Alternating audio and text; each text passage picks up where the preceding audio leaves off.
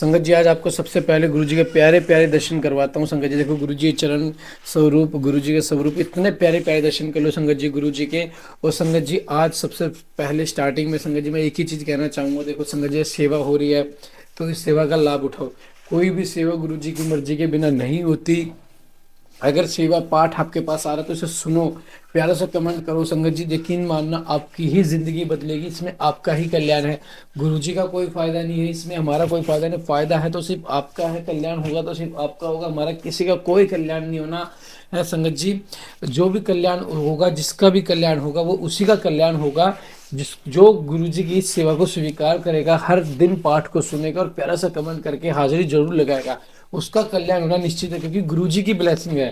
संगत जी, शब्दों का थोड़ा ज़्यादा आपको कंफ्यूज करेगा, लेकिन संगत जी कुल मिला के बात मैं यही कहना चाहता हूँ, जो सेवा को स्वीकार करेगा, पाठ सुनेगा, अच्छे से पाठ में अपनी हाजिरी लगाएगा डेली बेसिस पे, तो संगत जी देखना उसके घर से दरिद्रता, नेगेटिविटी, ब्लैक मैजिक दूर हो जाएगा और स्वस्थ जीवन का वह और पॉजिटिविटी उसके घर में वास करेगी। तो आइए शुरू करते हैं गुरु मंत्र जाप के साथ पाठ को। ओम नमः शिवाय, शिव जी सदा साई। ओम नमः शिवाय, गुरु जी सदा साई। जय गुरु जी। जय गुरु जी। गणेश जी ने कहा कि हे माताजी तथा हे पिताजी, आप लोग मेरी उत्तम बात सुनिए और शीघ्र ही मेरा शुभ विवाह कर दीजिए।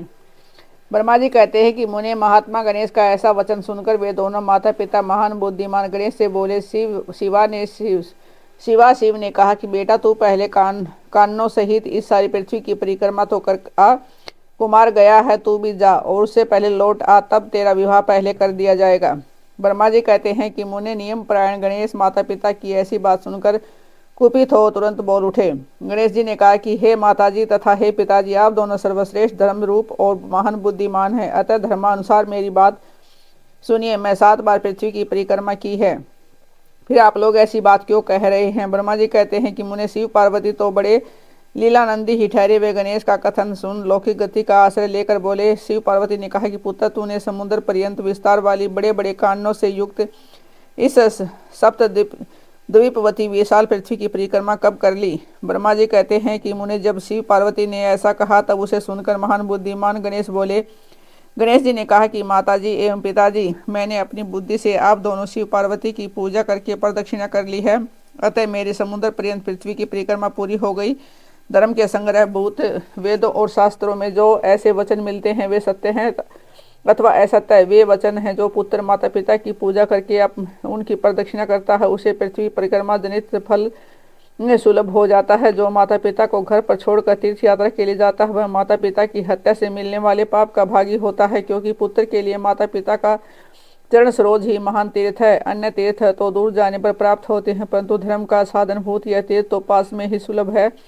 पुत्र के लिए माता पिता और स्त्री के लिए पति, ये दोनों सुंदर तीर्थ घर में ही वर्तमान है। ऐसा जो वेद शास्त्र निरंतर उद्घोषित करते रहते हैं, उसे फिर आप लोग असत्य कर दीजिए। और यदि वह असत्य हो जाएगा तो निसंदेह वेद भी असत्य हो जाएगा और वेद द्वारा वर्णित आपका यह स्वरूप भी झूठा समझा जाएगा। इसलिए तो या तो शीघ्र ही मेरा शुभ विवाह कर दीजिए, अथवा यो कह दीजिए कि वेद शास्त्र झूठे हैं, आप दोनों धर्म रूप हैं। अतः भली भांति विचार करके इन दोनों में जो परमो उत्तम प्रतीत हो उसे प्रयत्न पूर्वक करना चाहिए। ब्रह्मा जी कहते हैं कि मुने, तब तो जो बुद्धिमानों में श्रेष्ठ, उत्तम बुद्धि संपन्न तथा महाज्ञानी है, वे पार्वती नंदन गणेश इतना कहकर चुप हो गए। अतः उधर वे दोनों पति पत्नी जगदीश्वर शिव पार्वती गणेश के वचन सुनकर परम विस्मित हुए।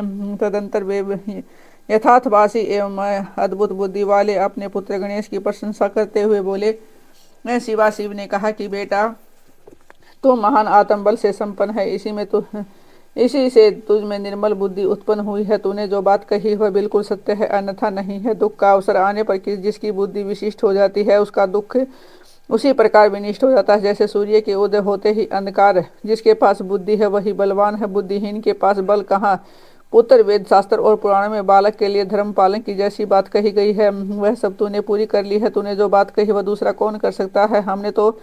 हमने तेरी वह बात मान ली है, अब इसके विपरीत नहीं करेंगे। ब्रह्मा जी कहते हैं, नादियों कहकर उन दोनों ने बुद्धि सागर गणेश को सांत्वना दी और फिर वे उनके विवाह के संबंध में उत्तम विचार करने लगे। इसी समय जब प्रसन्न बुद्धि वाले प्रजापति विश्व रूप को शिव जी के उद्योग का पता चला, तब उस पर विचार करके उन्होंने परम सुख प्राप्त हुआ।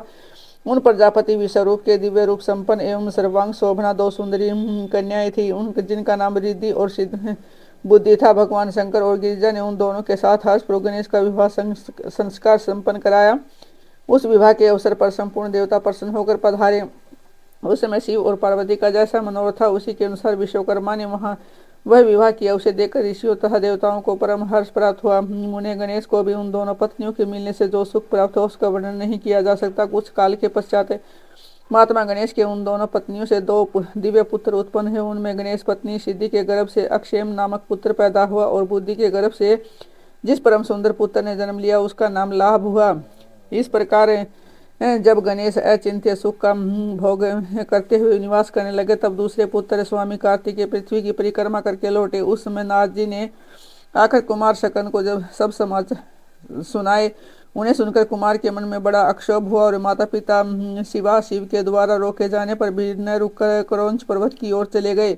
देवर्षि उसी दिन से शिव पुत्र स्वामी कार्तिक का कुमार तब कुआरापन प्रसिद्ध हो गया। उसका नाम त्रिलोकी में विख्यात हो गया। वह शुभदायक सर्व पापहारी पुण्यमय और उत्कृष्ट ब्रह्मचार्य की शक्ति प्रदान करने वाला है। कार्तिक की पूर्णिमा को सभी देवता ऋषि तीर्थ और मुनीश्वर सदा कुमार का दर्शन करने के लिए क्रौंच जाते हैं। जो मनुष्य कार्तिक की पूर्णिमा के दिन कृत्तिका नक्षत्र का योग होने पर स्वामी कार्तिक का दर्शन करता है उसके संपूर्ण पाप नष्ट हो जाते हैं और उन्हें मनोवांछित फल की प्राप्ति होती है। इधर शकन का बिछोह हो जाने पर उमा को महान दुख हुआ। उन्होंने दीन भाव से अपने स्वामी शिव जी से कहा कि प्रभु आप मुझे साथ लेकर वहां चलिए। तब प्रिया को सुख देने के निमित्त स्वयं भगवान शंकर अपने एक अंश से उस पर्वत पर आ गए और सुखदायक मल्लिका अर्जुन नामक ज्योतिर्लिंग के रूप में वहां प्रतिष्ठित हो गए। वे सत्पुरुषों की गति था अपने सभी भक्तों के मनोरथ पूर्ण करने वाले हैं। वे आज भी शिवा के सहित उस पर्वत पर विराजमान हैं। बेटा नाद वे दोनों शिवाशिव भी पुत्र स्नेह से विहीन होकर हम प्रत्येक पर्वत पर कुमार को देखने के लिए जाते हैं। अमावस्या के दिन वहां स्वयं शंभु पधारते हैं और पूर्णिमा के दिन पार्वती जी जाती है। मुनीश्वर तुमने स्वामी कार्तिक और गणेश का जो वृत्तांत मुझसे पूछा था वह सब मैंने तुम्हें सुना दिया। इसे सुनकर बुद्धिमान मनुष्य समस्त पापों से मुक्त हो जाता है और उसकी सभी शुभकामनाएं पूर्ण हो जाती हैं। जो मनुष्य इस चरित्र को पढ़ता अथवा पढ़ाता है एवं सुनता अथवा सुनाता है निसंदेह उसके सभी मनोरथ सफल हो जाते हैं। यह अनुपम आख्यान पापनाशक कीर्तिप्रद सुखवर्धक आयु बढ़ाने वाला स्वर्ग की प्राप्ति कराने वाला पुत्र पौत्र की वृद्धि करने वाला मोक्षप्रद शिव जी के उत्तम ज्ञान का प्रदाता शिव पार्वती में प्रेम उत्पन्न करने वाला और शिव भक्ति वर्धक है। यह कल्याणकारक है। शिव जी के अद्वैत ज्ञान का दाता और सदा शिवमय है। अतः मोक्षकामी एवं निष्काम भक्तों को सदा इसका श्रवण करना चाहिए। रुद्र संहिता पंचम खंड। तारक सूर्य तारकाक्ष विद्युन्माली और कमलाक्ष की तपस्या ब्रह्मा द्वारा उन्हें वर प्रदान मय द्वारा उनके लिए 3 पुरों का निर्माण और उनके सजावट शोभा का वर्णन। नारद जी ने कहा कि पिताजी जो गणेश और स्वामी कार्तिकेय की उत्तम कथाओं से ओतप्रोता आनंद प्रदान करने वाला है भगवान शंकर के ग्रस्त संबंधी उस उत्तम चरित्र को हमने सुन लिया है। अब आप कृपा करके उस परमोत्तम चरित्र का वर्णन कीजिए जिसमें रुद्रदेव ने खेल ही खेल में दुष्टों का वध किया था। महान वीरशाली भगवान शंकर ने देवद्रोही के 3 नगरों को एक ही साथ एक ही बाण से किस कारण एवं कैसे भस्म कर डाला था। भगवान जिनके बाल में बाल चंद्रमा सुशोभित है तथा जो सदा माया के साथ विहार करने वाले हैं उन भगवान शंकर का चरित्र तो देव ऋषियों को आनंद प्रदान करने वाला है। अतः वह सारा चरित्र विस्तार पूर्वक वर्णन कीजिए। ब्रह्मा जी कहते हैं कि श्रेष्ठ मुनि श्रेष्ठ पहले किसी समय व्यास ने संत कुमार से ऐसा ही प्रश्न किया था। उस समय संत कुमार ने जो कुछ उत्तर दिया था वही मैं वर्णन करता हूँ। उस समय संत कुमार ने कहा था महान बुद्धिमान व्यास जी शिव का संहार करने वाले चंद्रमौली शिव ने जिस प्रकार एक ही बाण से त्रिपुर को भस्म कर दिया था वह चरित्र कहता हूँ सुनो मुनीश्वर। जब शिव कुमार सकंद ने तारकासुर को मार डाला तब उसके 3 पुत्रों को महान संताप हुआ। उसमें तारकाक्ष सबसे ज्येष्ठ था, विद्युन्माली मंजला था और छोटे का नाम कमलाक्ष था। उन तीनों में समान बल था। वे जितेंद्रिय सदा कार्य के लिए उद्धत से सत्यवादी दृढ़चित महान वीर और देवों से द्रोह करने वाले थे। उन तीनों ने सभी उत्तम एवं मनोहर भोगों का परित्याग करके मेरु पर्वत की एक कंदरा में जाकर परम उत्तम तपस्या प्रारंभ की थी। वहां उन्होंने हजारों वर्षों तक ब्रह्मा जी की प्रसन्नता के लिए अत्यंत उग्र तप किया। फिर असुर और असुरों के गुरु महायशस्वी ब्रह्मा जी की तपस्या से अत्यंत असंतुष्ट होकर उन्हें वर देने के लिए प्रकट हुए। ब्रह्मा जी ने कहा कि महादेव तो मैं तुम लोगों के लिए तपस्या से प्रसन्न हो गया हूँ, अतः तुम्हारी कामना के अनुसार तुम्हें सभी वर प्रदान करूंगा। देवद्रोहियों में सबकी तपस्या के फलदाता और सर्वदा सब कुछ करने में समर्थ हूँ, अतः बताओ तुम लोगों ने इतना घोर तप किस लिए किया है। संत कुमार कहते हैं मुने ब्रह्मा जी की यह बात सुनकर उन सब ने अंजलि बांधकर पितामह के चरणों में प्रणिपात किया और फिर धीरे धीरे अपने मन की बात कहना आरंभ किया। दैत्य बोले देवेश यदि आप हम पर प्रसन्न हो तो हमें वर देना चाहते हैं तो वर दीजिए। समस्त प्राणियों में हम सबके लिए अवध्य हो जाएं। जगन्नाथ आप हमें शिथिल कर दे और हमारे जरा रोग आदि सब शत्रु नष्ट हो जाए और कभी भी मृत्यु हमारे समीप न फटके। हम लोगों का ऐसा विचार है कि हम लोग अजर अमर हो जाएं और त्रिलोकी में अन्य प्राणियों को मौत के घाट उतारते रहें, क्योंकि ब्रह्मण यदि 5 ही दिनों में काल के काल में चला जाना निश्चित है तो अतुल लक्ष्मी उत्तमोत्तम नगर अन्य अन्य भोग सामग्री उत्कृष्ट पर तो ऐश्वर्य से क्या प्रयोजन है।